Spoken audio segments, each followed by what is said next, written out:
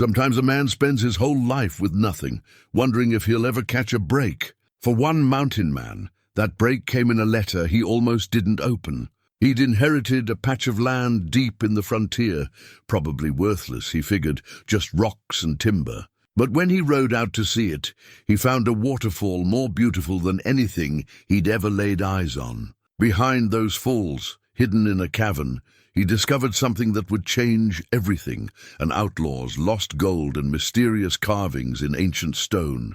Word spread fast. Greedy men came from every direction, ready to take what wasn't theirs. But what was carved in that stone that made them willing to kill? Before we jump back in, tell us where you're tuning in from. And if this story touches you, make sure you're subscribed, because tomorrow I've saved something extra special for you. Ezra Cole had learned long ago that life didn't owe him anything. At 58 years old, his hands were weathered as old leather, his face carved with lines that told stories he rarely shared. He lived alone, in a timber cabin tucked against the Montana Territory's northern ridges, where the wind came down cold, even in summer, and the winters could kill a man who wasn't careful. The cabin was 10 feet by 12. Built from lodgepole pine, he'd cut himself 20 years back. Inside, there wasn't much. A rope bed with a cornhusk mattress, a small iron stove he'd traded 3 beaver pelts for, a table he'd built from a single slab of wood, and 1 chair. His clothes hung from pegs on the wall. 2 shirts, 1 pair of wool trousers for winter, canvas pants for warmer months, and a coat that had seen better days. On a shelf above the stove sat his tin plates, a cup, a pot, and a skillet blackened with use. But Ezra didn't think of himself as poor.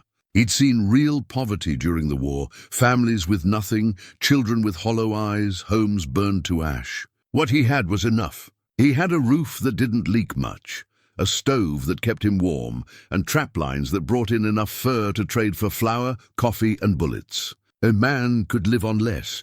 Every morning before dawn, Ezra would rise and step outside to watch the sun climb over the eastern peaks. He'd stand there in the cold, breath misting, and take stock of the day ahead. Check the trap lines, haul water from the creek, chop wood. Maybe ride down to Samuel's trading post if he had pelts to trade. The routine never changed much, and Ezra found comfort in that. Some men needed excitement. He'd had enough excitement in the war to last 3 lifetimes. His past was something he carried quiet.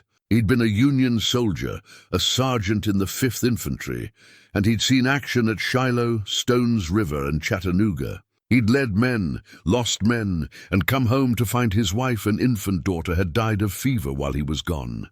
The farm they'd worked together had been sold for debt. Everything he'd fought to protect was already gone, so he'd drifted west, like a lot of broken men did. Found work as a scout, then a buffalo hunter, then finally settled into trapping. The mountains didn't ask questions. They didn't care about your past or your pain. They just were, solid and indifferent, and there was something honest about that. Once a month, Ezra would ride the 12 miles down to Samuel Brennan's trading post. Samuel was one of the few people Ezra could call a friend, a thick-built Irishman with a grey beard and eyes that crinkled when he smiled. He'd run the post for 15 years, serving trappers, prospectors, and the occasional tribal band that came through for trade. Ezra Cole, Samuel would say every time, like he was surprised to see him. Still alive, I see. Still breathing, Ezra would reply, and they'd both nod, like that settled something important. Samuel knew Ezra could read and write, which set him apart from most mountain men. Ezra's mother had been a school teacher back in Ohio, and she'd made sure all her children knew their letters. It was a skill that felt mostly useless now. But every so often, Samuel would ask him to read a newspaper or help with his account books, and Ezra would oblige. The other person Ezra respected was Running Bear, an elder from the Salish band that hunted the northern valleys. Running Bear was maybe 70, lean as jerky, with silver hair he wore in 2 long braids. He spoke English well enough and had taught Ezra some of the Salish language over the years.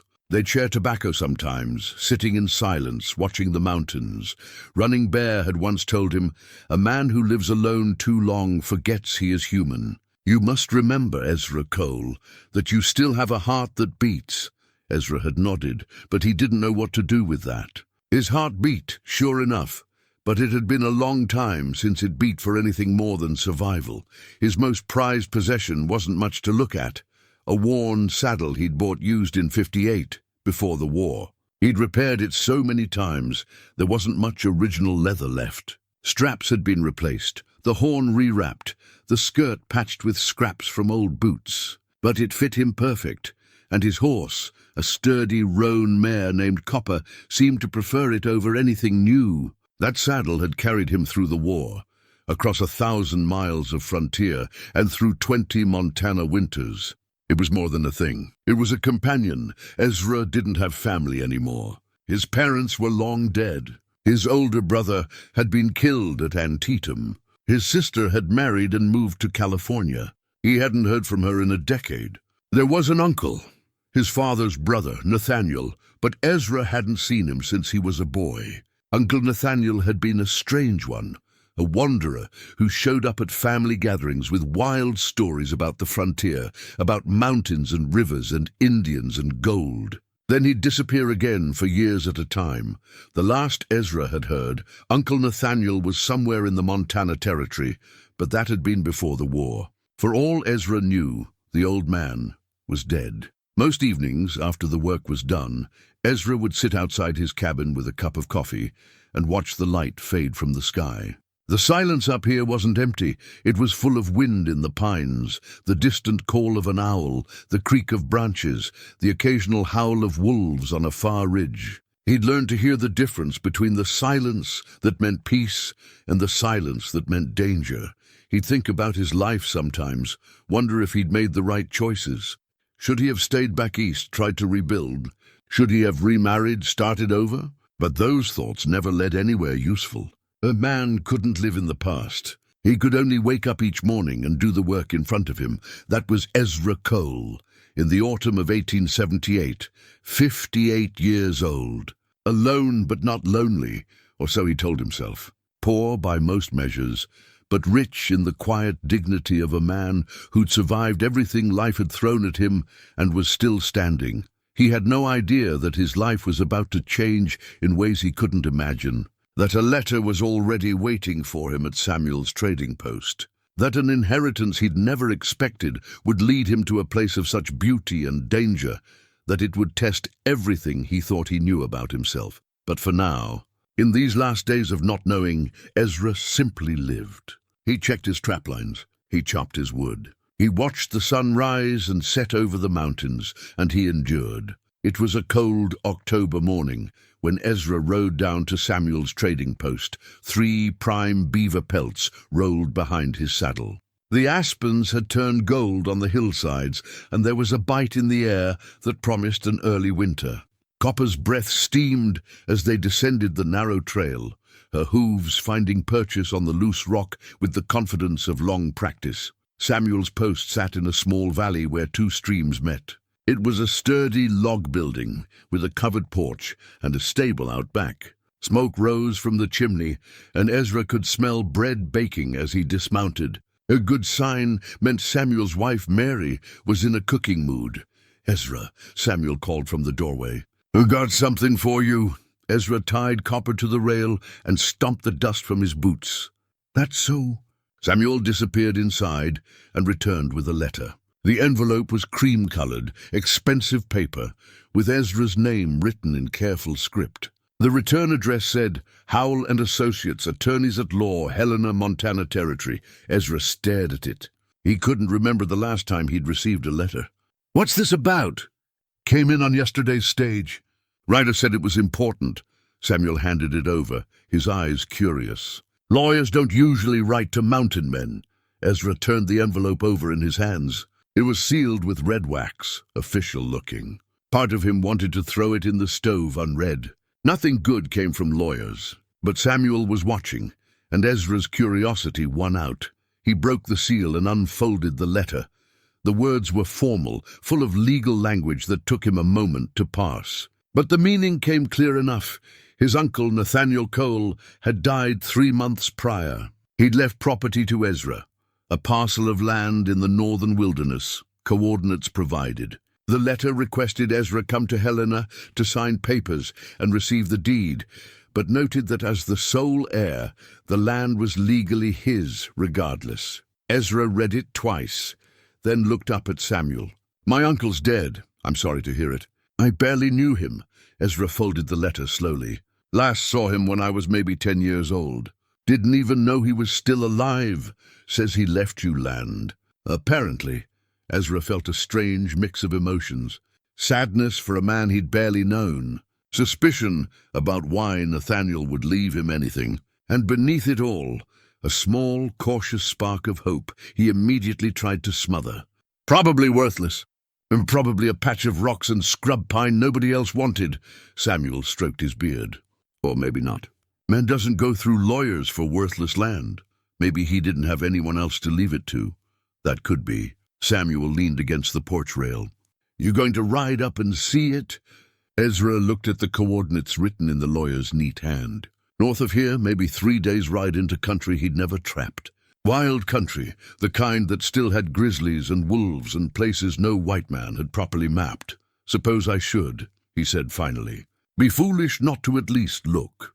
That night, Ezra stayed in Samuel's stable loft, a courtesy extended to him whenever he came down. He lay awake on the hay, the letter folded in his shirt pocket, thinking about Uncle Nathaniel. The memories were fragmentary. A tall man with a weathered face and eyes that seemed to look through you. He'd come to visit when Ezra was a boy, stayed a week, and told stories that made Ezra's mother frown. Stories about mountains so tall they scraped the sky, about rivers of gold, about Indians who could track a mouse across bare rock. Young Ezra had been entranced. His father had been less impressed. "Nathaniel's a wanderer," his father had said after his brother left. "No roots, no responsibility.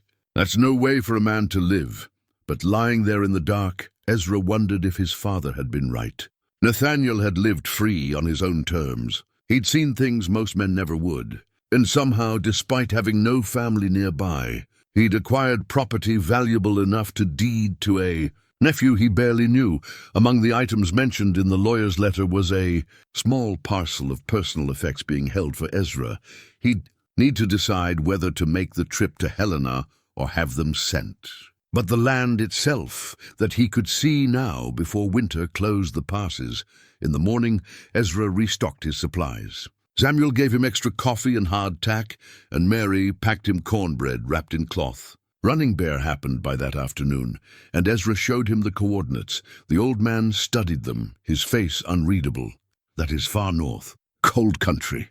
The Blackfeet hunt there sometimes. You know it." "I know of it. There are stories." Running Bear handed the paper back. "Old stories from before my grandfather's time." "What kind of stories?" Running Bear shrugged. "The kind old men tell to pass the time. About the land before the people came. About spirits in the water and voices in the stone." He met Ezra's eyes. "Be respectful if you go there. Some places have long memories." It was the kind of thing Running Bear said sometimes, wisdom wrapped in riddles. Ezra nodded. "I'll be careful. See that you are." Ezra left at dawn the next day. Copper was rested and eager, her ears pricked forward as they climbed into country that grew wilder with each mile. The trail, such as it was, wound through dense pine forests and across high meadows already brown with autumn. He saw elk, a distant bear, and once fresh wolf tracks in the mud near a stream. The first night he camped in a hollow beneath an overhang of rock, building a small fire and eating cold cornbread. The stars overhead were brilliant, undimmed by any human light. He thought about Nathaniel out here somewhere, living alone like Ezra did, growing old with only the mountains for company. The second day brought him into country that felt older somehow. The trees were larger, the silence deeper. He crossed a ridge and looked down into a valley so green and pristine it took his breath away. A river ran through it, silver in the afternoon light. According to his compass, a brass instrument he'd found among his gear that morning. He'd tucked in his saddlebag where it hadn't been before.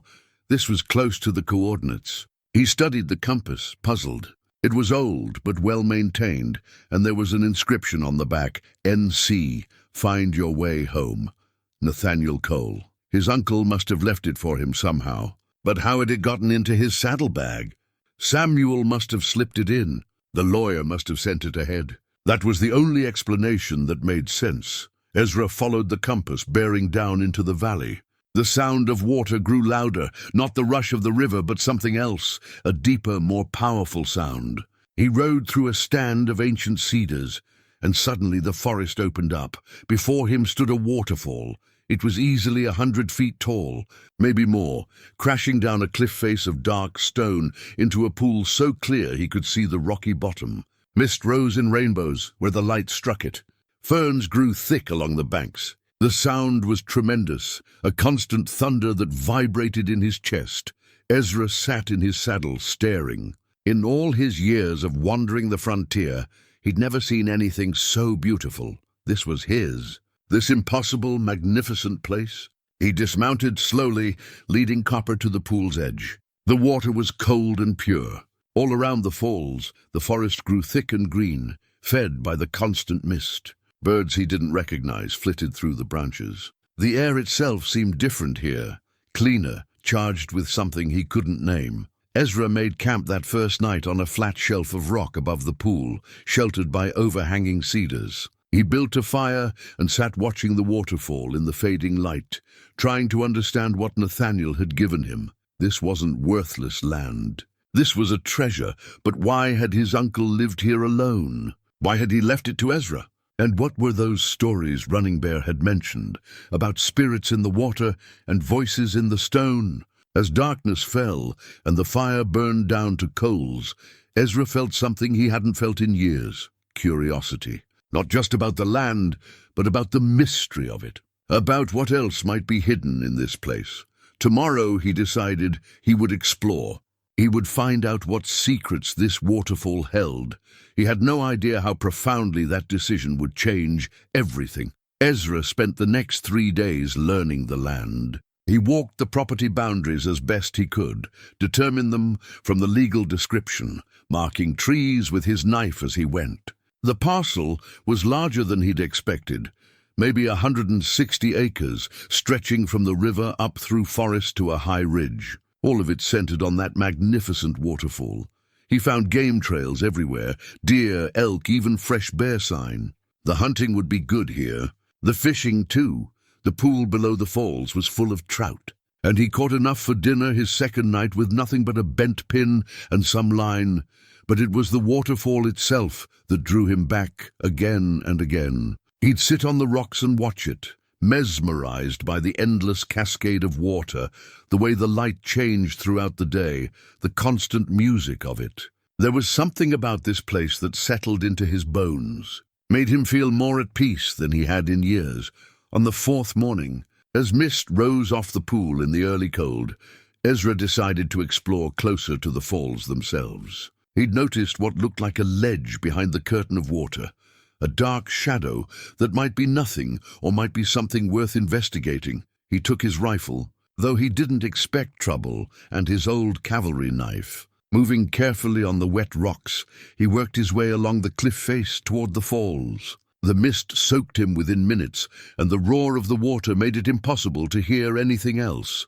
There was a path of sorts, not man-made, but a natural shelf of rock that ran behind the cascade. Ezra edged onto it, pressing his back against the stone, feeling the weight and power of the water falling just inches from his face. Behind the waterfall was a cavern. It wasn't large at first, maybe 10 feet deep, carved out by centuries of water and erosion. But as Ezra's eyes adjusted to the dimness, he saw that it went back farther, into the mountain itself. He struck a match, and in its brief flare, he saw evidence that others had been here before. There were marks on the stone, scratches that might have been deliberate. And there, tucked into a crevice, the remains of a fire pit long cold. The match burned down to his fingers. He lit another. Someone had camped here. Not recently. The ashes were ancient, scattered by time.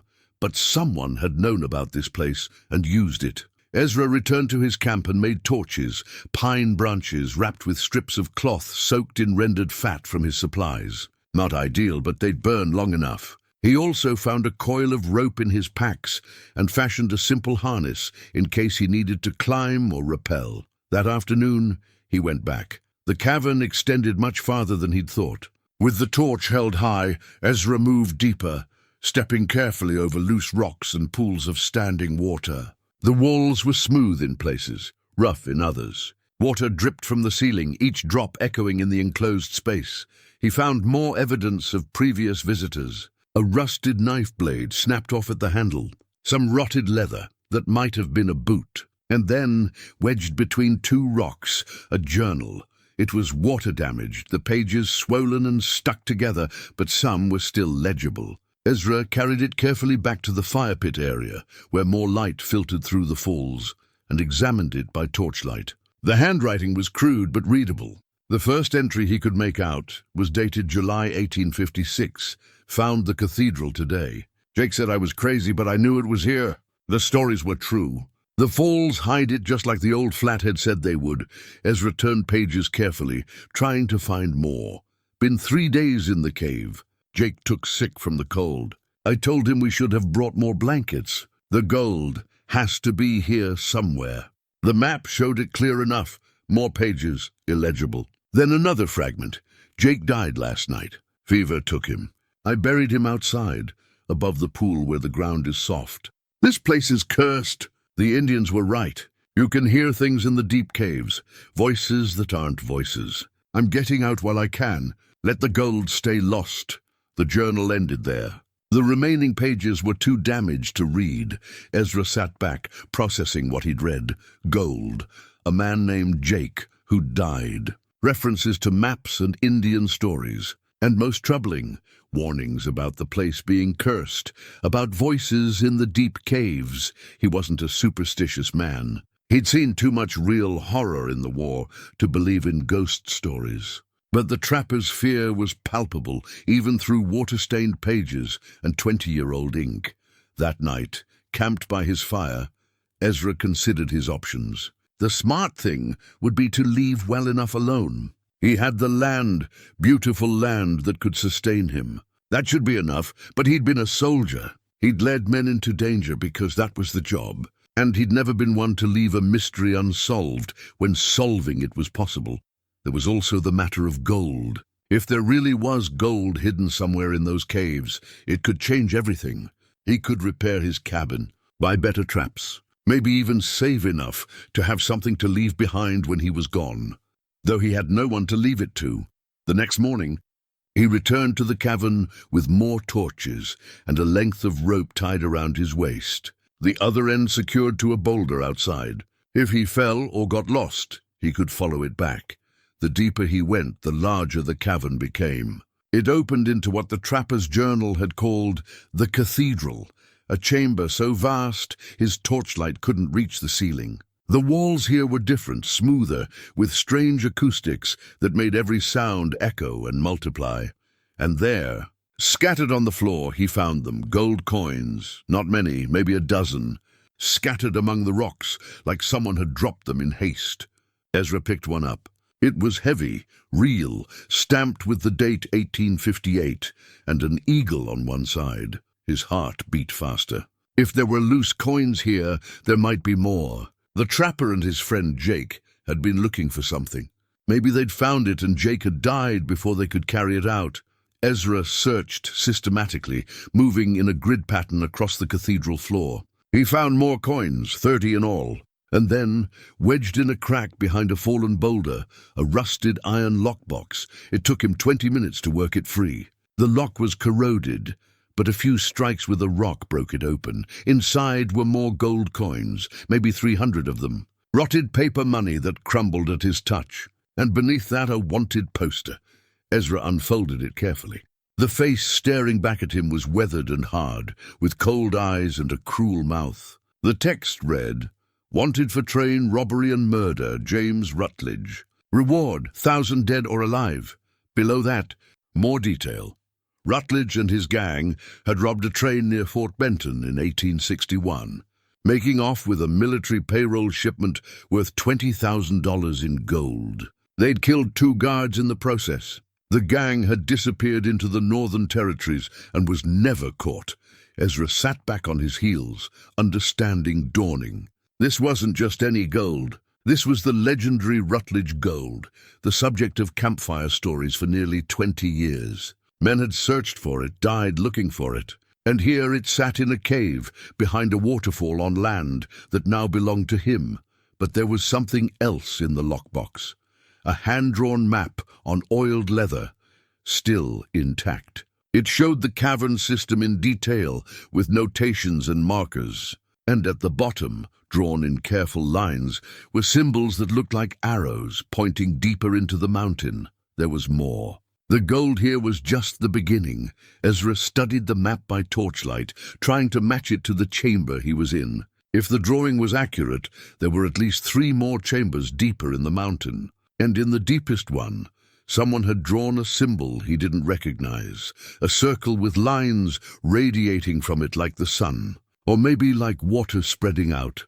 The smart thing would be to take what he'd found and leave. 300 coins was more wealth than he'd seen in his entire life, but Ezra had never been content with partial answers. And something about that symbol on the map called to him, whispered that the real secret of this place lay deeper still. He'd come back tomorrow with more supplies, better light, and a clear head. Whatever was hidden in the depths of this mountain, he was going to find it, though part of him wondered if that was wise. The trapper's journal had warned that this place was cursed, that there were voices in the deep caves. Ezra didn't believe in curses. But as he made his way back through the narrowing passages toward the light and thunder of the waterfall, he could have sworn he heard something, a sound like whispering. Just below the range of the water's roar, he told himself it was nothing, just echoes and his imagination.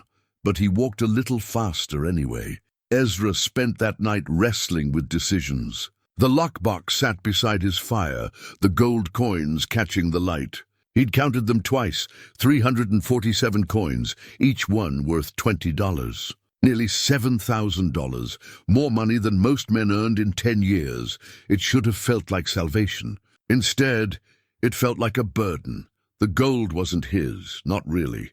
It was stolen from a military payroll, taken during a robbery that had left 2 men dead.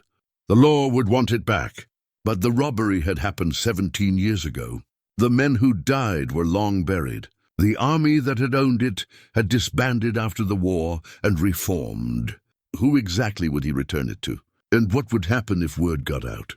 If men learned that Ezra Cole had found the Rutledge gold, they'd come. Greedy men, desperate men, violent men. This peaceful place would become a battleground. The journal's warning kept circling his thoughts. This place is cursed. Let the gold stay lost. Maybe that trapper had been smarter than Ezra was giving him credit for. But the map called to him. There was something deeper in the mountain, something that symbol represented. And Ezra had learned long ago that the only way to truly solve a problem was to understand it completely. In the morning, he prepared carefully. He took his rifle, though what good it would do against falling rocks or bad air, he didn't know. His cavalry knife, 3 torches, a coil of rope, and a canteen. He also took the map, studying it one more time before entering the cavern. The path to the cathedral chamber was familiar now. But beyond it, following the map's directions, he found a narrow passage he'd missed before. It sloped downward at a steep angle, the walls closing in until he had to turn sideways to fit through. Ezra had never liked tight spaces. During the war, he'd once been trapped in a collapsed trench for 4 hours, and the memory still woke him some nights. But he pushed forward, telling himself the passage would open up. It did, eventually, into a smaller chamber. This one was different.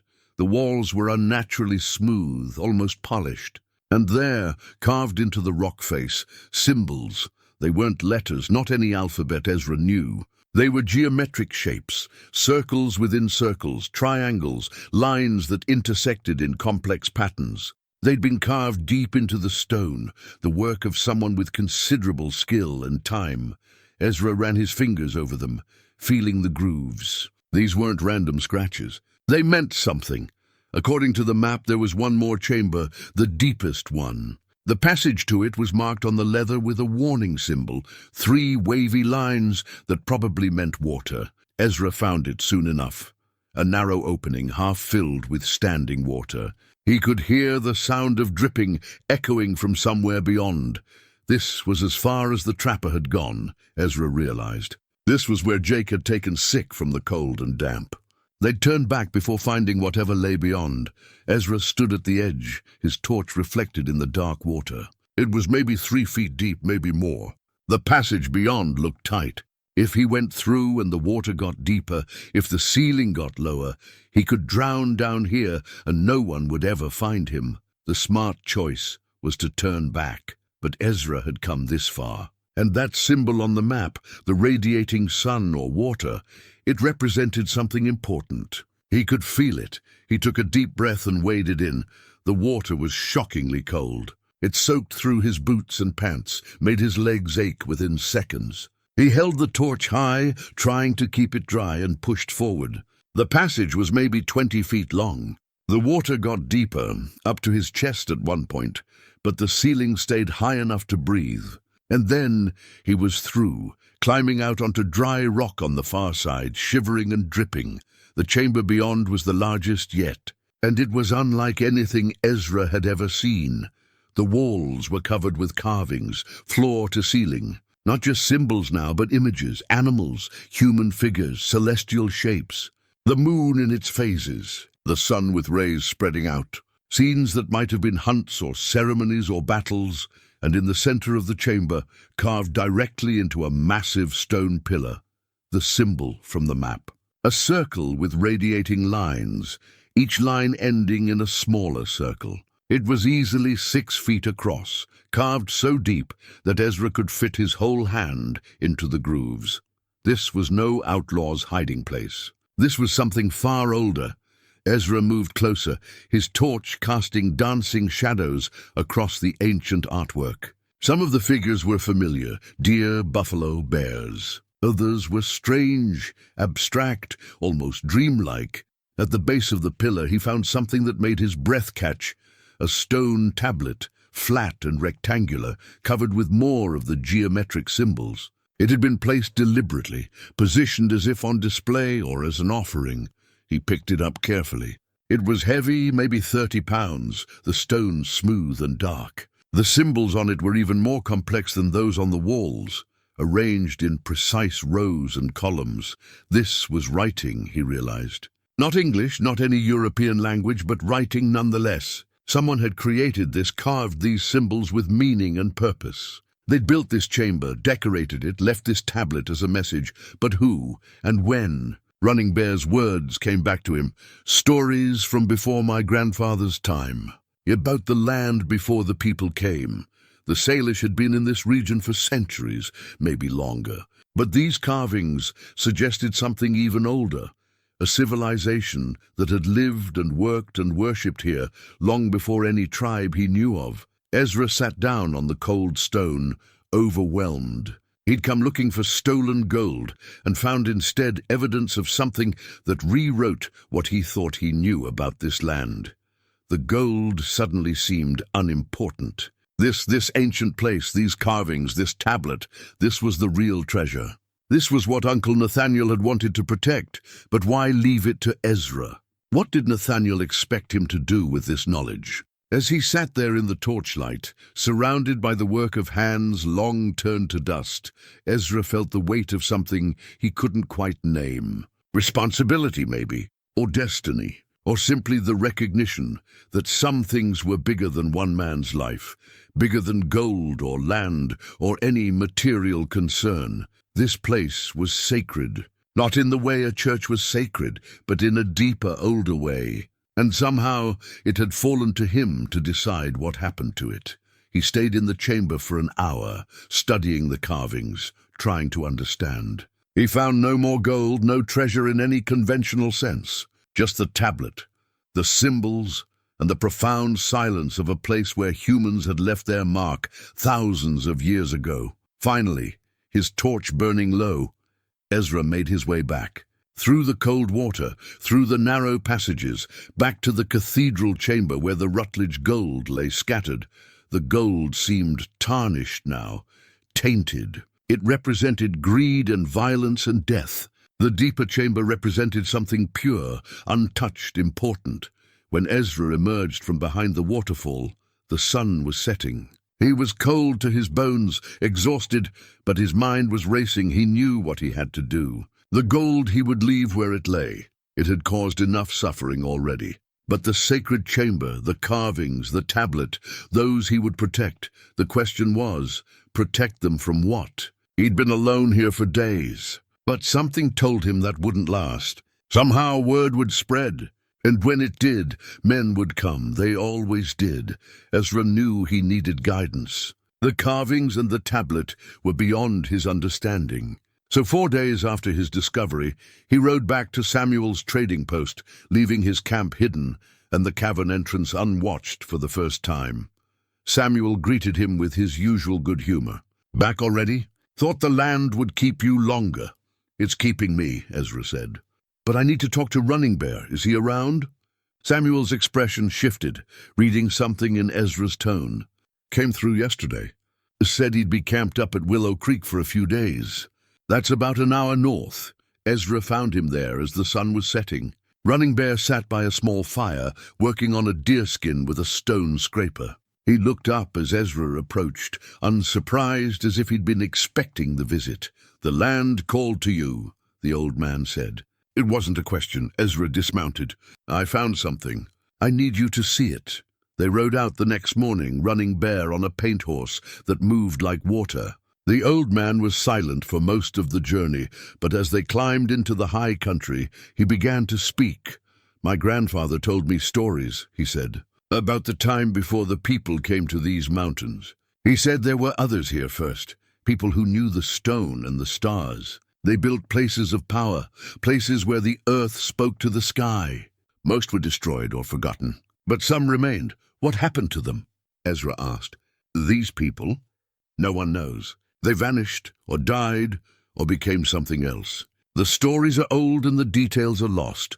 Running Bear looked at the mountains ahead. "But their works remain, and places touched by such power do not forget easily." When they reached the waterfall, Running Bear sat on his horse for a long moment, not speaking. Then he dismounted slowly, his face grave. "This is the place," he said quietly. "The one my grandfather spoke of." "I thought it was legend only." Ezra led him through the path behind the falls. He'd left torches prepared, and they lit them before descending into the cavern system. Running Bear moved carefully, touching the walls occasionally, his expression unreadable. When they reached the chamber with the first symbols, the old man stopped. He studied them for a long time, then nodded to himself. "These are not of the people," he said.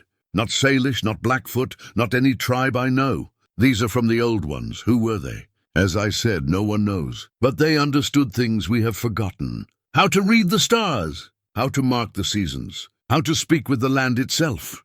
Running Bear traced one of the symbols with his finger. "These marks, they are about water and time and the cycle of all things. This I can feel, though I cannot read the words." Ezra led him deeper through the water-filled passage and into the final chamber. Running Bear's breath caught when he saw the pillar with the great radiating symbol. He stood before it for a long time, so still that Ezra thought he might have gone into some kind of trance. Then the old man knelt, pressing his palms flat against the stone floor. "This is a sacred place," he said softly, "more sacred than I can express in your language. This is where the old ones spoke with the powers that make the world. The water above, the stone below, the symbols connecting them. This is a temple, Ezra Cole, a place of great importance." Ezra showed him the tablet. Running Bear examined it with hands that trembled slightly.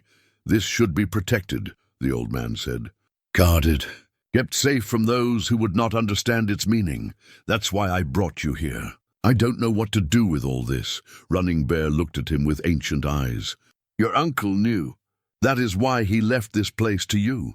"You knew Nathaniel?" "I met him once, many years ago.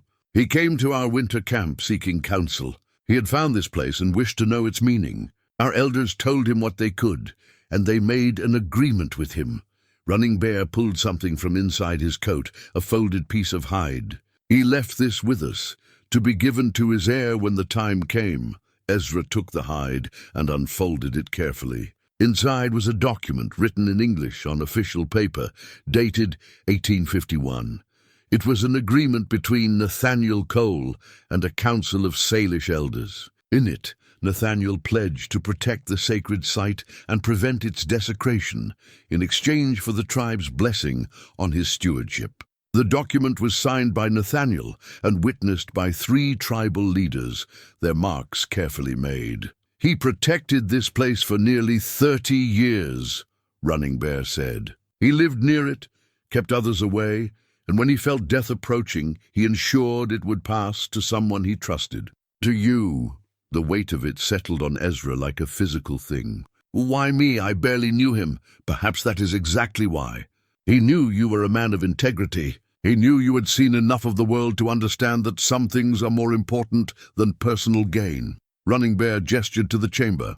"You found the outlaw's gold, yes? How did you know?" "The stories of Rutledge's robbery are known to us as well. And this place, it draws such things to it. Gold, greed, violence. Your uncle kept them all at bay." The old man's expression was serious. "Now that burden falls to you. Will you accept it?" Ezra thought about his simple life, his quiet existence in the mountains. He thought about the gold lying in the cathedral chamber, enough wealth to change his circumstances entirely. And he thought about this place, this ancient temple carved by forgotten hands, and what it would mean if greedy men found it. "Yes," he said finally. "I'll protect it." Running Bear nodded, satisfied. "Then you should know, this place is forbidden to my people. We do not come here. We do not speak of it openly. If you choose to guard it, you will stand alone. I can offer counsel, but I cannot offer warriors. I understand. Do you?" The old man's eyes were sharp. "Men will come, Ezra Cole, men who hear rumors of gold, men who want the land, men who will not be turned away by one old soldier, no matter how determined. Your uncle was younger when he took on this task, and still it wore him down to nothing by the end." "Then I'll have to be smarter than him," Ezra said, "and I'll have to be ready." They emerged from the cavern as the sun was setting, painting the waterfall in shades of gold and red. Running Bear prepared to leave, but before mounting his horse, he placed a hand on Ezra's shoulder. "You have a good heart, Ezra Cole, but a good heart alone will not be enough for what is coming. You must be willing to fight. You must be willing to do what is necessary." "I fought a war once," Ezra said quietly. "I can fight again if I have to." Running Bear nodded slowly. "War changes a man. But defending sacred ground, that is different. That is not about victory or defeat. It's about standing firm when all else crumbles." He mounted his horse. "I will keep your secret, Ezra Cole. But secrets have a way of escaping into the world. Be watchful." After the old man left, Ezra stood by the waterfall as darkness fell. The sound of it filled the night, constant and eternal. He thought about Nathaniel, living here alone for decades, keeping watch over something most people would never understand or value. It was a lonely calling. But then Ezra had been lonely for a long time anyway. At least now his solitude had purpose. He returned to his camp and began to plan. If men were coming, and Running Bear's certainty suggested they were, then Ezra needed to be prepared. He needed to understand the approaches to this place, the best defensive positions, the ways someone might try to reach the cavern. Over the next week, he scouted thoroughly. There were 3 main approaches: the valley trail he'd used, a steep ridge path from the east, and a narrow game trail from the north. He marked them in his mind, noted places where one man could hold off several, places where traps could be set if necessary. He also went back into the cavern and moved the Rutledge gold. It felt wrong leaving it in the cathedral chamber, where anyone exploring might find it. He carried it deeper, past the symbol chamber, and hid it in a crevice behind a fall of rocks. Then he carefully obscured the entrance to the water passage, making it look like a dead end, the sacred chamber with the tablet and carvings that he left undisturbed. But he memorized every detail of it, making his own crude map in case something happened to him and someone trustworthy needed to find it later. It was during his 10th day at the property. While he was chopping firewood near his camp, that the first strangers arrived, two men on horseback riding up the valley trail. They looked trail-worn and hard-used, the kind of men Ezra had learned to recognize during his scouting days, prospectors or drifters, always looking for the next opportunity. Ezra set down his axe and waited, his rifle leaning against a nearby tree, close enough to reach. The men reined in a respectful distance away. The older one, a weathered fellow with a grey beard, called out, "This the Cole property?" "It is," Ezra said. "Can I help you?" "Name's Harker. This here's my partner, Dutch." The man gestured to his companion, a younger fellow with nervous eyes. "We heard tell you inherited some land up here. Mighty pretty spot. It suits me. I bet it does." Harker smiled, but it didn't reach his eyes. "Thing is, we're prospectors by trade. Been working these mountains for 5 years now. We heard rumors about this area. Old rumors, mind you, about gold and such. Wondered if you might be interested in a partnership. We provide the mining expertise, you provide the land. We split whatever we find fair and square." Ezra shook his head. "Not interested in mining. I'm keeping the land as is." "Now hold on," Harker said, his smile fading. "Don't be hasty. There could be real wealth here. Enough for all of us." "I said no," Dutch spoke up, his voice tight. "We heard about the waterfall. Heard there might be caves behind it, so word had already spread." Ezra kept his face neutral. "There's nothing back there but wet rock and darkness." "I've looked. You sure about that?" Harker's tone had turned cold. "Because we also heard stories about the Rutledge gold, about how it was hidden somewhere in these mountains. Funny coincidence, you inheriting land right where the old stories place it." "Stories are just stories," Ezra said. He moved slightly, positioning himself closer to his rifle. "And this land is mine, legally deeded and registered. You're welcome to look for gold on public land, but this property is private." Harker stared at him for a long moment, then spat into the dirt. "You're making a mistake, old man. When word gets out about this place, you won't be able to hold it alone. Might be smart to have some friends. I'll take my chances." The two men exchanged glances. Then Harker shrugged. "Your funeral." "Come on, Dutch." They rode off, but Ezra watched them until they disappeared from sight. His hands were steady, but his heart was beating hard. That had been a test, he realized. They'd been gauging him, seeing if he'd scare easy, or if he'd be trouble. He'd shown them he wouldn't scare. But that might just make them more determined. That night, Ezra didn't sleep well. He kept thinking about Harker's words. When word gets out about this place, you won't be able to hold it alone. The man was right. Ezra was one person, getting older, with limited ammunition and resources. If determined men came in numbers, he couldn't stop them all. But he'd made a promise, to Uncle Nathaniel's memory, to Running Bear and the Salish elders, to himself. He would protect this place, no matter what it cost. The next morning, he rode back to Samuel's trading post. He needed supplies, more ammunition, food stores, tools, and he needed to send a letter to the lawyer in Helena, making sure his claim to the property was ironclad and properly registered. Samuel noticed his mood immediately. "Trouble?" "Maybe," Ezra said. "Had some prospectors sniffing around. They'll be back. Word spreading then." Samuel lowered his voice. "There's been talk. Nothing specific, but men asking questions about your inheritance, about what might be up there." "Let them talk. The land is mine, Ezra." Samuel's expression was serious. "If there's really something valuable up there, talking won't stop them. You know that." "I know. Then maybe you need help." "I could ride up, stay a while." "No." Ezra shook his head firmly. "You've got Mary and the post to look after. I won't drag you into this, you stubborn fool. You can't face down every greedy bastard in the territory by yourself." "I can try." Samuel sighed heavily, but helped him load supplies. As Ezra was preparing to leave, the trading post owner pulled him aside. "At least promise me you'll be smart about it. Don't go getting yourself killed over some rock and water. It's more than that, Samuel. I can't explain it all, but it's more important than you know." The older man studied his face, then nodded. "I believe you.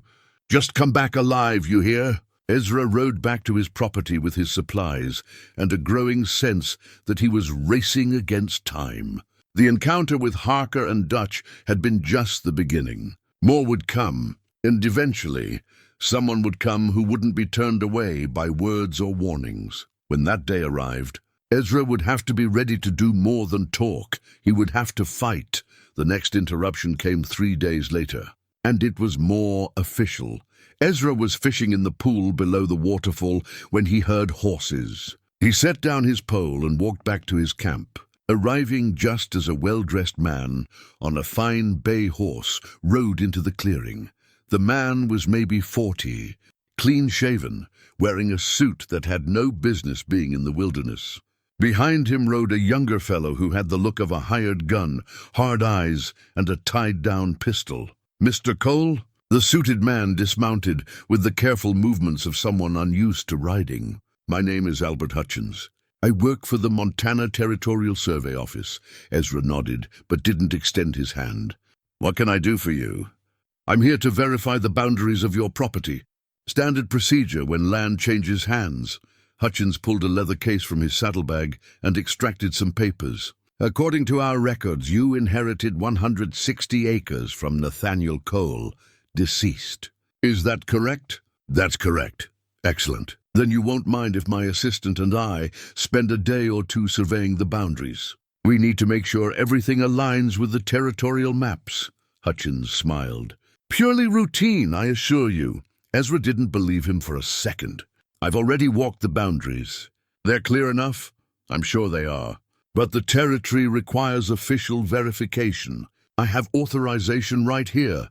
He held out a document with official seals. Ezra took it and read carefully. It looked legitimate, but something about Hutchins set his teeth on edge. The man was too smooth, too polished. And his assistant was clearly muscle, not a surveyor's helper. "How long will this take?" Ezra asked. "A day, perhaps 2. We'll stay out of your way, I promise." Ezra knew he couldn't legally refuse. The document was valid. "All right, but you'll camp on the south edge of the property, away from my site, and you'll stay clear of the waterfall area. The rocks there are unstable."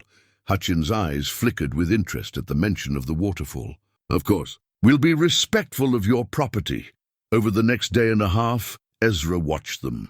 Hutchins had brought expensive surveying equipment, a brass transit, measuring chains, a compass. They appeared to be doing legitimate work, mapping and measuring. But Ezra noticed that Hutchins kept finding reasons to work closer to the waterfall, to ask questions about the rock formations, to probe gently about whether Ezra had explored the area thoroughly. On the second afternoon, Ezra caught the hired gun, who'd been introduced as Mr. Blake, trying to sneak around behind the waterfall. "Lost your way?" Ezra said, stepping out from behind a tree with his rifle cradled in his arms. Blake froze. For a moment his hand twitched toward his pistol. Then he relaxed and smiled. "Just looking around. Didn't mean any harm. The camp is a quarter-mile that way. I suggest you return to it." "Sure thing, old-timer." Blake's smile was ugly. "No offense meant." After Blake left, Ezra positioned himself where he could watch the waterfall approach. An hour later, Hutchins appeared, ostensibly checking measurements, but clearly trying to get a better look at the falls. "Impressive sight," Hutchins called out. "How far back does the cave system go?"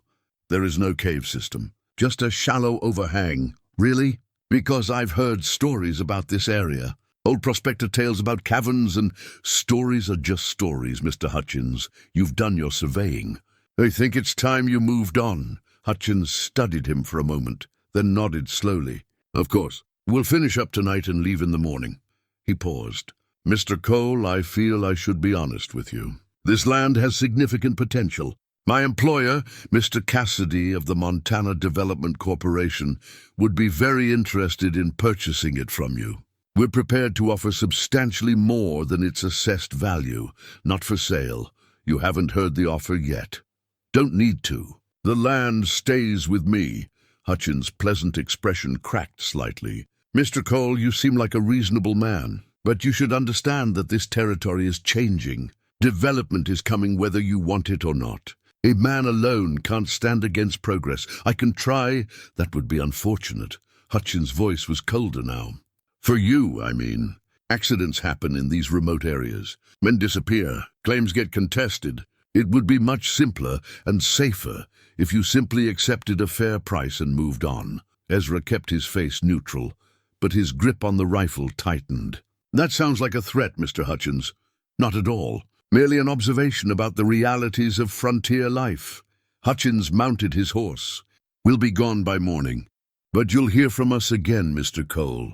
The Montana Development Corporation always gets what it wants. One way or another, they rode out at dawn, and Ezra watched them go with a growing sense that he'd just made a powerful enemy. He didn't know who this Cassidy was, but a man who ran a development corporation would have resources, money, lawyers, hired guns. That afternoon, Ezra found evidence that Hutchins and Blake had left something behind, or rather, someone. Tracks in the soft earth near the south boundary, too fresh to be from the surveyor's departure. Someone was watching the property. Ezra didn't try to find them. Let them watch. Let them report back that he was here and vigilant. Maybe it would buy him time. He spent the evening reinforcing his camp, setting up trip lines at the main approaches and making sure his ammunition was dry and ready. He also moved his most important possession, Uncle Nathaniel's papers and the treaty document running, Bear had given him, into a waterproof oilskin pouch that he could carry with him at all times. If things went bad, if he had to run, those documents would prove his right to the land and the sacred nature of the site. They might be the only things that could protect this place if he failed. As night fell and the waterfall roared in the darkness, Ezra sat by his fire and faced the truth he'd been avoiding. This wasn't going to end peacefully. The land was too valuable, the secrets too tantalizing. Men like Hutchins and whoever his employer was, they wouldn't give up. They'd escalate. And Ezra was one aging soldier with limited supplies and no backup, but he'd made his choice. He'd accepted the responsibility Nathaniel had passed to him. And he'd be damned if he'd surrender without a fight. He just hoped. He'd be smart enough and lucky enough to survive what was coming, because something told him the worst was yet to arrive. A week passed without incident. Ezra used the time to prepare, but the waiting wore on him. He knew they were out there, Hutchins' watchers or others who'd heard the rumors. The silence felt like the calm before a storm. On the 8th day, while exploring a section of the cavern he'd bypassed before, Ezra made a discovery that changed everything. He'd been examining the wall near the sacred chamber, looking for any passages he might have missed. The stone here was different, smoother, more deliberately shaped. As he ran his hands along it, feeling for irregularities, one section felt hollow.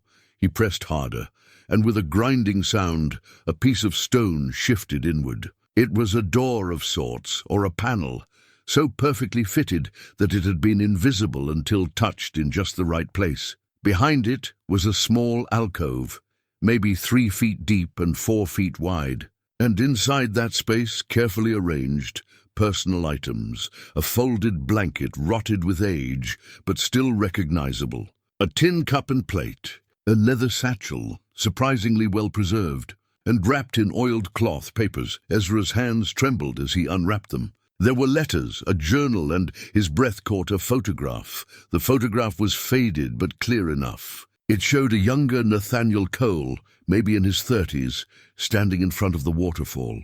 Beside him was a native woman, beautiful and dignified, wearing traditional dress. And between them, holding both their hands, a child perhaps 5 years old, with his mother's dark eyes and his father's strong features. Ezra turned the photograph over. On the back, in Nathaniel's handwriting, Morning Star, Thomas, and myself. Summer 1847. The happiest days of my life. Morning. Star, Thomas, a family Ezra had never known, existed. He opened the journal with shaking hands and began to read by torchlight. The entries spanned decades, beginning in 1846. Nathaniel had come to this region as a trapper and had met Morning Star, daughter of a Salish chief. They'd fallen in love, married in the traditional way, and had a son, Thomas. This land, Nathaniel had written in 1847, is where my heart lives. The waterfall, the forest, the sacred caves that Morning Star's people showed me, all of it feels like home in a way nothing ever has before. I will protect this place for my family for as long as I draw breath. But tragedy had found them. Morning Star had died in 1852 during a hard winter from a fever that no medicine could break. Nathaniel's grief poured from the pages, raw and devastating. She is gone, and half of me is gone with her. Only Thomas keeps me here. Only my son gives me reason to wake each morning. The entries became sparse after that, years between them sometimes. But Ezra pieced together the story. Thomas had grown up between two worlds, accepted by his mother's people, but aware he was different. When he was 16, there had been trouble. A fight with white prospectors who'd called him a half-breed, said things about his mother. Thomas had nearly killed one of them. Nathaniel had sent him away to avoid reprisal, given him money and a horse, and told him to head west. Go to California or Oregon, he'd written. Make a new life where no one knows your blood. Come back when it's safe, but Thomas had never come back. The last entry about him was dated 1865, 20 years since I've seen my son. I sent letters to the addresses he gave me, but they come back unopened or undeliverable. I don't know if he's alive or dead. I don't know if he hates me for sending him away. All I know is that this land, our land, where his mother is buried, will be his someday. If he never returns, I will leave it to someone who will protect it. I will leave it to Ezra, my brother's son, who I remember as a boy with an honest heart. Ezra sat back against the stone wall, overwhelmed. He had a cousin. Nathaniel had a son, which meant Ezra wasn't the only heir, or shouldn't have been. Thomas had a right to this land, perhaps more right than Ezra himself. But where was Thomas? After more than 30 years, was he even alive? The letters in the satchel offered more answers. They were copies of letters Nathaniel had sent, carefully preserved. Addresses in San Francisco, Portland, Sacramento, all trying to reach his son. One letter, dated 1876, just 2 years ago, had a different address, a mining camp in Colorado. Thomas, it read, if this reaches you, know that I am failing. The doctor in Helena says my heart is giving out. I have perhaps a year, perhaps 2. I would see you again before I die. I would tell you about your mother, about this land, about the sacred trust I have kept. Please come home. There was no indication whether Thomas had received that letter or any of the others. Ezra looked at the photograph again, at the child's face. His cousin would be in his 30s now, probably 40. A grown man living who knew where, possibly unaware that his father was dead and that strangers were threatening the land his mother had loved. The realization hit Ezra with the force of a physical blow. He was protecting this place, not just for some abstract principle, but for family. For a cousin he'd never met who had every right to know about his inheritance. And more than that, Thomas would have knowledge Ezra lacked. He'd been raised by Morning Star, taught the Salish ways. He would understand the sacred sites, the carvings, the ancient symbols. He could be the key to truly understanding what this place meant. Ezra carefully repacked the items, except for the photograph and the last letter with the Colorado address. These he took with him, wrapped in the oilcloth and tucked into his coat. As he made his way out of the cavern, his mind was racing with plans. He needed to find Thomas Greywolf. That would be his name, Ezra realized. The name Morning Star would have given him. He needed to bring him home, to tell him about Nathaniel's death and his inheritance. But could he leave the land unprotected long enough to search? And how would he even begin to track down a man who might be anywhere in the West? He emerged into daylight to find he had visitors. A single rider sat on horseback at the edge of his camp, hands clearly visible and empty. The man was native, about Ezra's age, with long black hair streaked with grey and a weathered face that spoke of hard years. Ezra Cole? The man said in clear English. That's me. The rider dismounted slowly. My name is Thomas Greywolf. I believe you have something that belongs to me. Ezra stared, his mind reeling. It was impossible.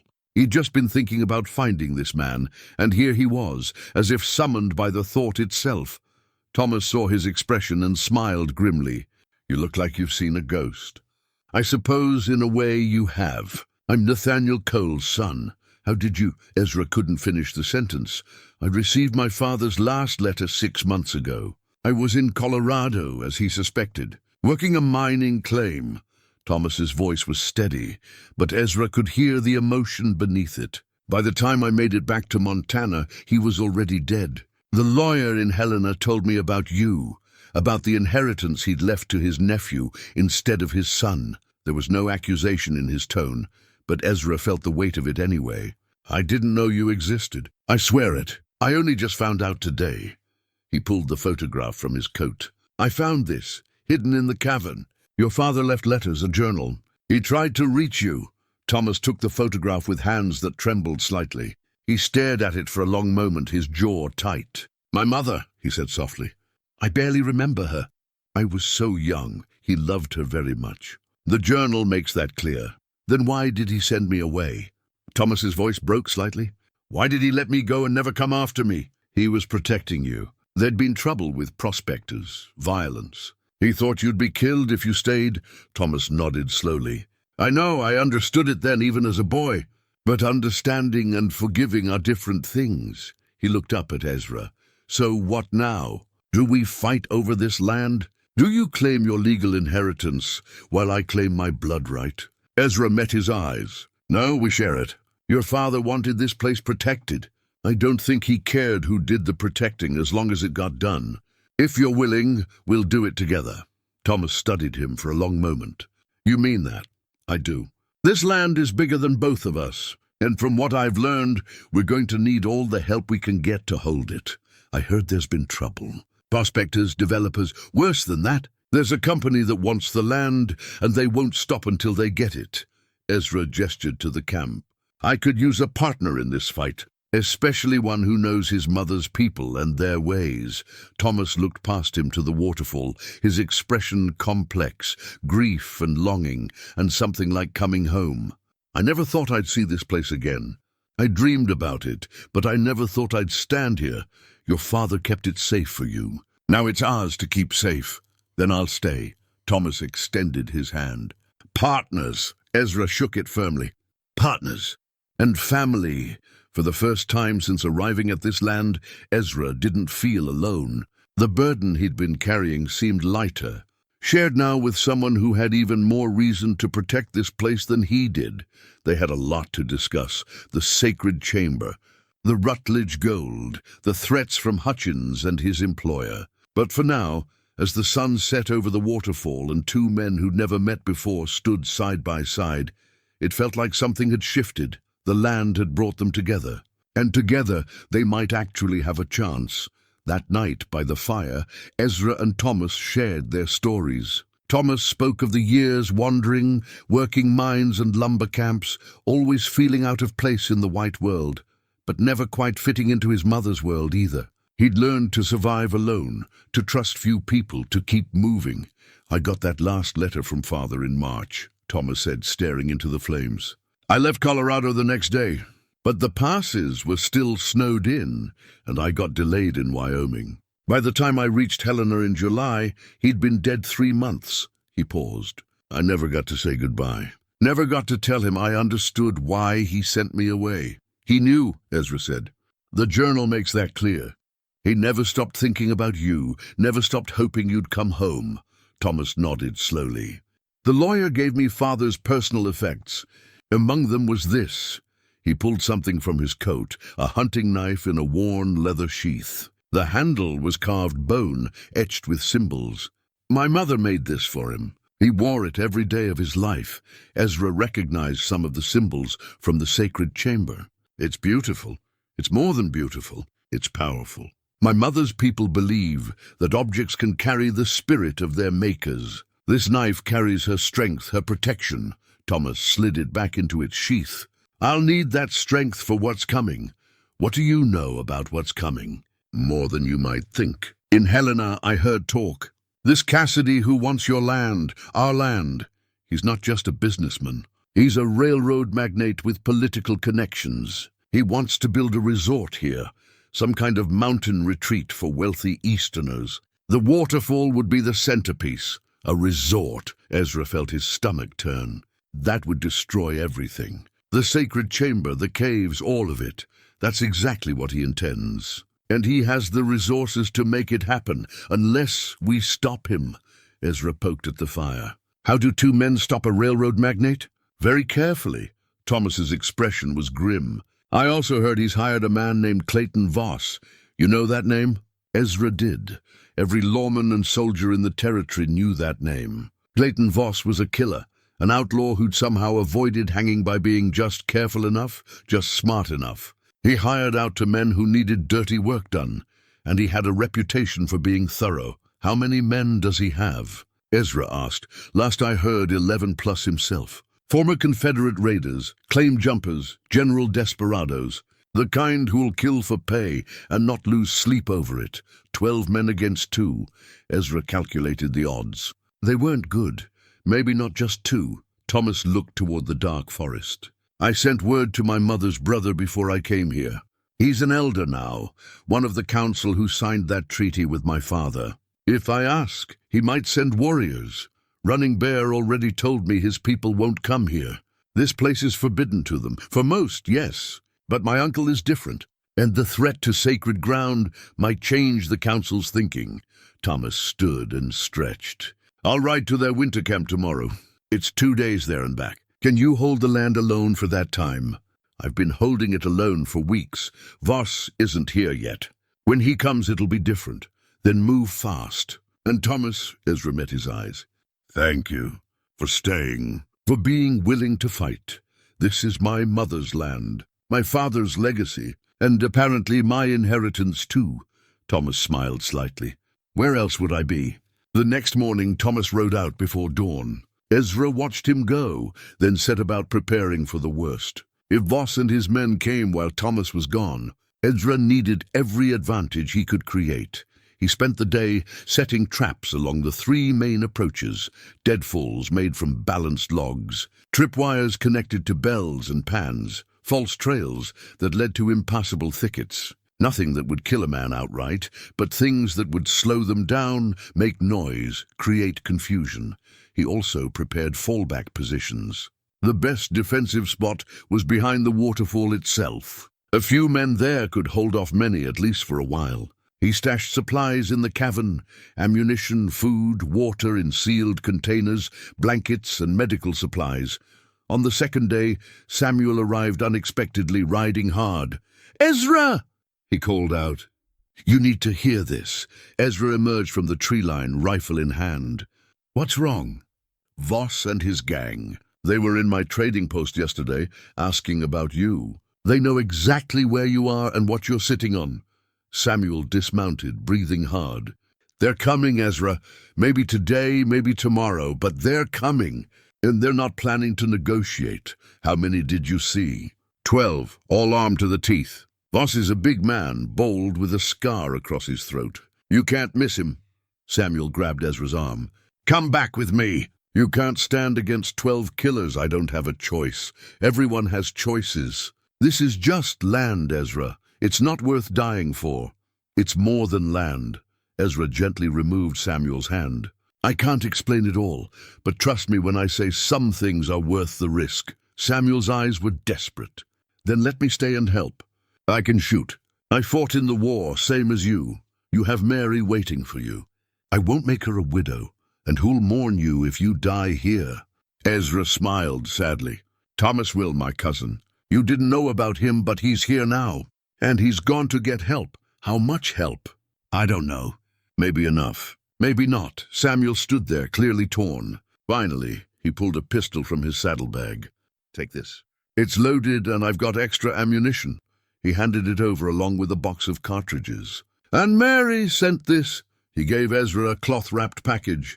Inside was fresh bread and smoked meat. "She said to tell you she's praying for you. Tell her thank you." "And Samuel," Ezra clasped the older man's shoulder, "if things go bad, if you hear that I didn't make it, get word to the territorial marshal. Tell him about Cassidy and Voss. Tell him what they tried to do here. I will. But you come through this, you hear me? You come through and tell him yourself." After Samuel left, Ezra felt the loneliness settle back in. But it was different now. He wasn't just a solitary mountain man anymore. He had people who cared, who would remember him. That mattered. Thomas returned that evening, and he wasn't alone. 3 young Salish warriors rode with him, all in their 20s, all looking capable and serious. And behind them, on a travois pulled by a paint horse, was Running Bear. "Couldn't let you boys have all the glory," the old man said as they helped him down. "My bones are old, but my rifle still shoots straight." "You shouldn't be here," Ezra protested. "This will be dangerous. I'm 83 years old. Everything is dangerous at my age." Running Bear's eyes were sharp despite his years. "Besides," the council decided, "this sacred ground must not fall to greedy men. We will stand with you." Thomas introduced the warriors, Swift Hawk, Riverstone, and Broken Lance.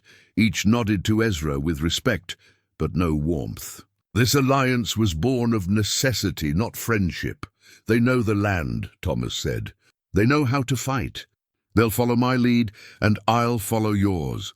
Ezra looked at the 6 of them, 7 counting himself. Still outnumbered nearly 2 to 1, but the odds were better. "Much better. Thank you," he said to all of them. "Thank you for coming." Swift Hawk spoke in Salish, and Thomas translated, "He says the old ones called to him from this place. He says his mother's mother's grandmother spoke of the water temple, though she never saw it herself. To defend it is an honor." That night they planned. Ezra showed them his traps and defensive positions. Thomas added suggestions based on his knowledge of ambush tactics from his years working dangerous camps. The warriors studied the terrain with the practiced eyes of men born to this land. "They'll come up the main valley trail," Ezra said, marking it in the dirt with a stick. "It's the easiest approach. We'll want scouts here and here." He marked positions. "To give us warning."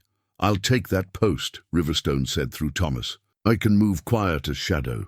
"Swifthawk and I will position in the trees along the eastern approach," Thomas added. "If they split their forces, we'll have them flanked." Running Bear studied the rough map. "And if they bring dynamite? If they try to blast their way in?" It was a sobering thought. Ezra had seen what explosives could do. "Then we'll have to stop them before they can set charges. The sacred chamber can't be collapsed. It would be lost forever." "My father's rifle," Thomas said quietly. "The Winchester he carried for 40 years. It's in the cavern, isn't it? The one you've been using?" Ezra nodded. He'd found the rifle in Nathaniel's hidden cache, along with the letters. "It shoots true. I've named it Justice, after my old unit. Then let it serve justice one more time." Thomas checked his own weapon, a newer Henry rifle with a brass receiver that gleamed in the firelight. "Between us, we have enough firepower to make them think twice." Broken Lance spoke, and Thomas translated, "He asks about the gold. He says, if the white men want gold so badly, perhaps we could lead them to it and trap them in the caves." Ezra considered this. "It's deep in there, past water and narrow passages. We'd be risking the sacred chamber if fighting happened that close. Then we make our stand outside," Thomas decided. "We hold the approaches. We make them pay for every foot of ground." They worked through the night, refining positions, distributing ammunition, preparing fallback routes. Running Bear took charge of the camp, setting up a small field hospital of sorts, with what medical supplies they had. Cloth for bandages, whiskey for disinfecting wounds, needle and thread for stitches. As dawn approached, Riverstone returned from his scouting position. He spoke rapidly in Salish, his face urgent. Thomas translated, "They're coming." 12 riders moving up the valley trail. "They'll be here by midday." The moment had arrived. Ezra felt his old soldier's instincts kick in. The calm focus that came before battle, the heightened awareness of everything around him. He checked his weapons, Nathaniel's Winchester, Samuel's pistol, his cavalry knife. Everything was ready. "Positions," he ordered. "Thomas, take Swifthawk and get to the eastern flank. Broken Lance, you're with me behind the waterfall. Riverstone, stay mobile, you're our eyes. Running Bear, stay here at camp and watch for anyone who gets through." As they moved to their positions, Thomas pulled Ezra aside. "If I don't make it through this, you will. But if I don't, there's something you should know. The symbols in the sacred chamber. My mother taught me about them before she died. They're a calendar, a way of marking the seasons and the stars. But more than that, they're a map to other sacred sites across these mountains. This place is just one of many. Ezra stared at him. How many others? At least 7 that I know of from the stories. Maybe more. All connected, all part of something the old ones built long ago. Thomas's expression was intense. If this place falls, we need to protect the others. That knowledge can't die with us. It won't. We're going to survive this. Thomas gripped his shoulder. Then I'll tell you the rest when it's over. When we're sitting by the fire as free men on our own land. They took their positions as the sun climbed higher. Ezra and Broken Lance crouched behind the waterfall, the constant thunder of water making speech impossible. They communicated with hand signals, watching the approaches through breaks in the cascading sheets. The waiting was always the hardest part. Ezra had learned that in the war, the moment before battle, when you could still think, still imagine everything that might go wrong. Once the shooting started, training took over. But now, in the silence before the storm, every man faced his own thoughts. Ezra thought about his life, the years of loneliness, the quiet endurance, the sense that he was waiting for something without knowing what. And now he knew. He'd been waiting for this, for a purpose larger than survival, for a reason to stand and fight. He thought about Uncle Nathaniel, protecting this place for decades. About Morning Star, who'd loved these mountains enough to make them sacred. About Thomas, who'd come home after 30 years to defend his mother's legacy. This was what mattered. Not gold or property or personal gain. This standing together against those who would destroy something precious for profit. Through the waterfall's mist, Ezra saw movement. Riders emerging from the forest, 12 of them in a loose column. They moved with the confidence of men who expected no real resistance. At their head rode a massive figure, Clayton Voss. Even at this distance, Ezra could see the scar across his throat, pale against tanned skin. The man's face was brutal, all hard angles and cold eyes. They reached the edge of Ezra's camp. Voss raised a hand, stopping his men. He looked around slowly, taking in the empty campsite, the cold fire, the absence of defenders. "Cole," he shouted, his voice carrying over the waterfall's roar. "I know you're here. Make this easy on yourself. Come out and sign over the deed. You can walk away alive." Ezra didn't respond. "Let them wonder. Let them worry." Voss waited a moment, then shrugged. "Your choice." He turned to his men. "Spread out. Search everything. Find him. And if he won't sign," he made a throat-cutting gesture, "make sure he can't sign anything ever again." The men dismounted and began moving toward different areas of the property. 3 headed toward the waterfall. 4 moved east, toward where Thomas and Swifthawk waited. The remaining 5, including Voss, stayed near the camp, searching Ezra's belongings. Ezra watched the 3 approaching the waterfall. They moved carelessly, rifles held loosely. They didn't expect trouble. They should have. The first man triggered a tripwire. Bells jangled, and a heavy log swung down from the trees. It caught him in the chest and sent him flying backward into his companions. All 3 went down in a tumble of limbs and curses. Shots rang out from the eastern approach, Thomas and Swifthawk engaging the 4 men who'd wandered into their ambush. The forest exploded with gunfire and shouting. Voss's head snapped around. "It's a trap. Fall back to cover!" But it was too late for easy retreat. The battle had begun, and Ezra Cole, veteran of Shiloh and Stones River, guardian of sacred ground and defender of his family's legacy, stepped out from behind the waterfall with his rifle raised. "You're on my land," he said quietly, though his voice carried in a momentary lull, "and you're not welcome here." Then he fired, and the world erupted into chaos. Ezra and Thomas exchanged glances. A parley could be a trap, or it could be a chance to end this without more bloodshed. "What do you want?" Ezra shouted back, face to face. "You and me, no guns." "Don't trust him," Thomas said quietly. "He'll have a knife. He'll try something. I know, but maybe I can buy us time. Get the others into better positions while I keep him talking." Thomas gripped Ezra's arm. "If he tries anything, I'll put a bullet in him. I'll be watching from cover." Ezra nodded and began walking toward the valley entrance, his rifle left behind, but Samuel's pistol tucked into the back of his belt, hidden under his coat. His cavalry knife was strapped to his leg, concealed. Voss emerged from behind a tree, his hands empty and visible. The big man was bleeding from a cut above his eye, and he moved with a slight hitch. One of their shots had found him, at least partly. They met in the middle of the clearing, maybe 30 yards from either side's cover.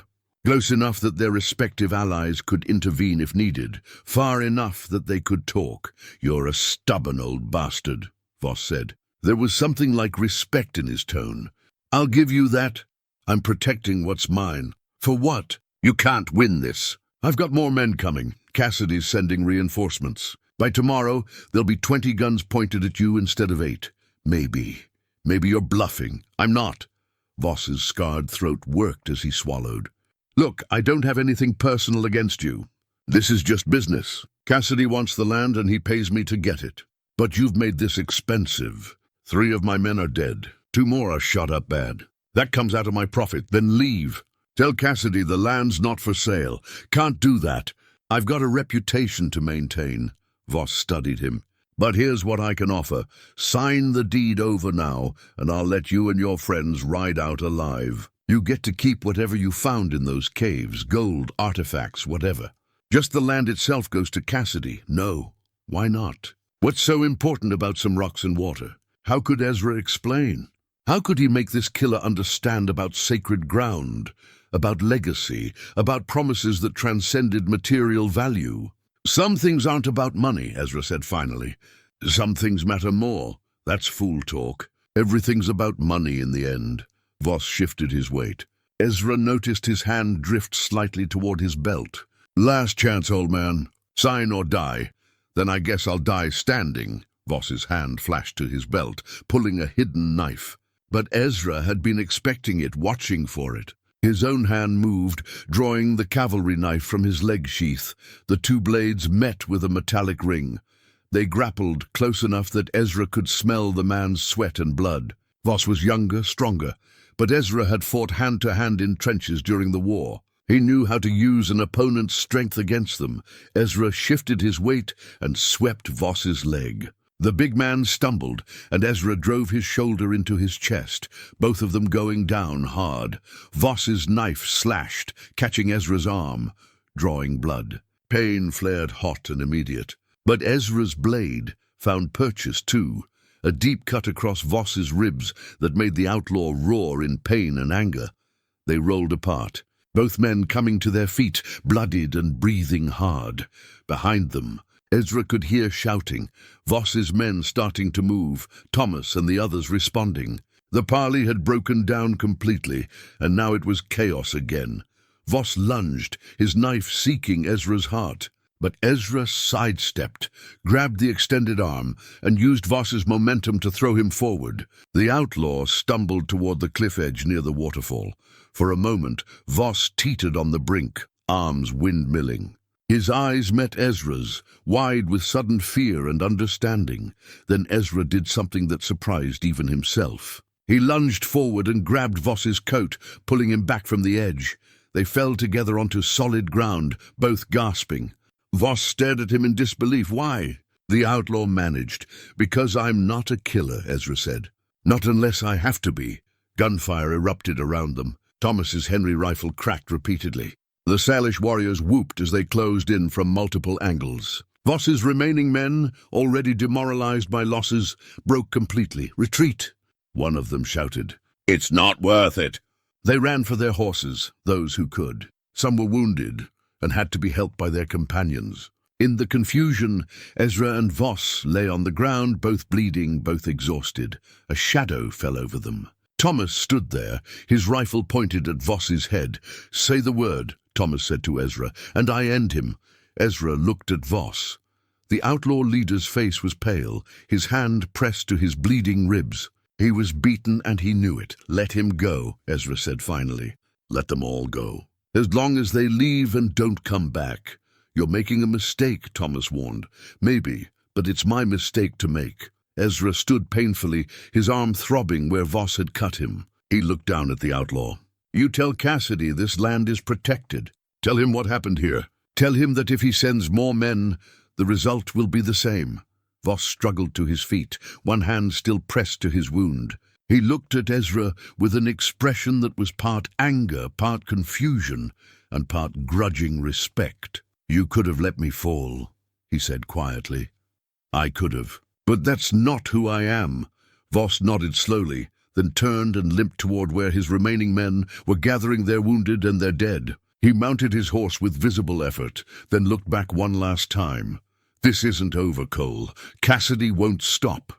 Then we'll be ready." Voss rode off, his broken gang trailing behind him. Ezra watched them go until they disappeared into the trees, then finally let himself sag. The adrenaline was wearing off, and the pain from his arm was intensifying. Thomas caught him as his knees buckled. "Easy, let's get that wound tended." Running Bear was already preparing bandages. As the old healer worked on Ezra's arm, cleaning and binding the knife wound, Ezra looked around at their small group. Swift Hawk and Broken Lance, both wounded but standing. Riverstone unscathed but solemn. Running Bear moving stiffly but determined. And Thomas, his cousin, his family, standing guard with the rifle that had been his father's. They'd won. Against the odds, they'd held the sacred ground, but Voss's words echoed in Ezra's mind.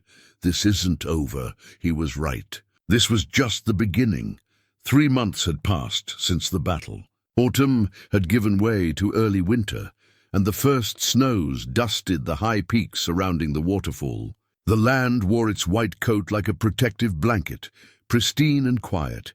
Ezra stood at the edge of the pool, watching the waterfall in the morning light. His arm had healed, though it still ached when the weather turned cold. A long scar ran from his elbow to his wrist, a permanent reminder of the day he'd defended this place. Behind him, smoke rose from 2 cabins now instead of 1. Thomas had built his own dwelling on the far side of the property, near where his mother was buried. Ezra had helped, and together they'd created something solid, something that would last. The territorial marshal had come 2 weeks after the battle, summoned by Samuel's urgent message. He'd listened to their account, examined the evidence, and arrested 2 of Voss's men, who'd been found wounded in a nearby town.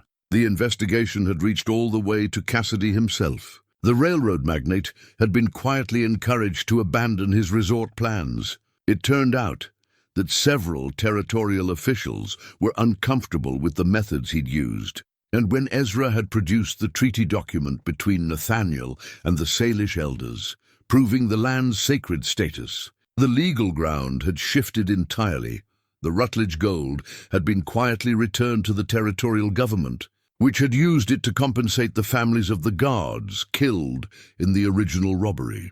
Ezra and Thomas had kept nothing of it, wanting no part of that cursed wealth. The important treasure, the sacred chamber with its ancient carvings, remained hidden and protected. Thomas had begun documenting everything his mother had taught him about the symbols and the old, and he worked by candlelight in the evenings, creating a ledger that would preserve the knowledge for future generations. It was painstaking work, translating oral tradition into written words, but Thomas approached it with the dedication of someone who understood its importance.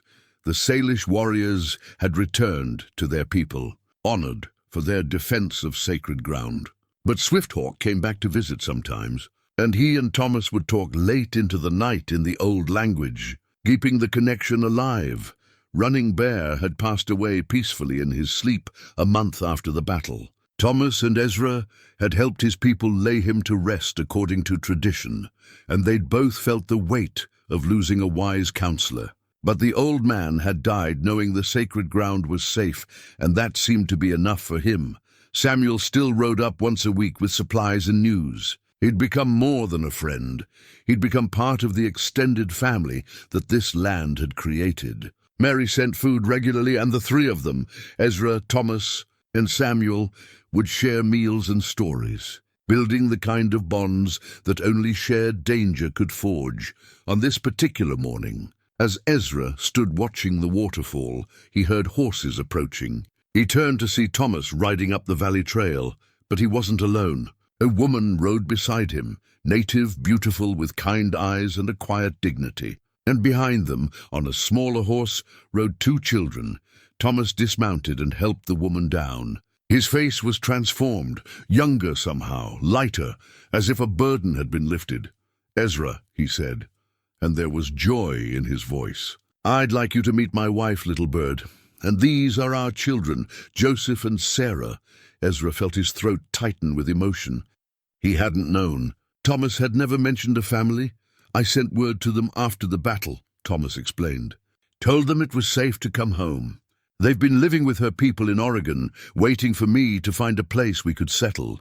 He looked around at the land, the waterfall, the cabins. "This is it.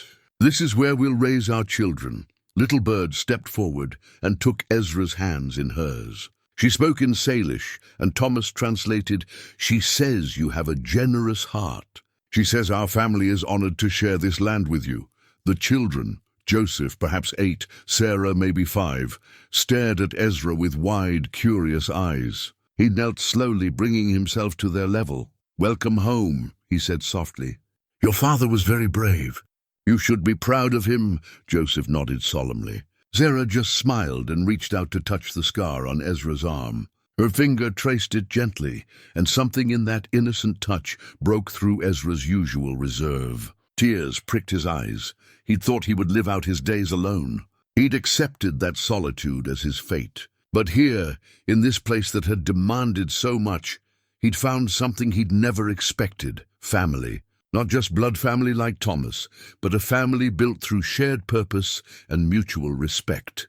That evening, they all gathered around a fire between the 2 cabins. Samuel had arrived with his wife, Mary, who'd insisted on coming to meet the new arrivals. She'd brought enough food to feed an army, as was her way, as they ate and talked. As the children played near the fire, under the watchful eyes of their parents, Ezra pulled out the family ledger he'd begun keeping. It was bound in leather, its pages already filling with stories, names, dates. He wrote carefully by firelight. November 1878, Thomas Greywolf's family arrived today. Little Bird, Joseph, and Sarah.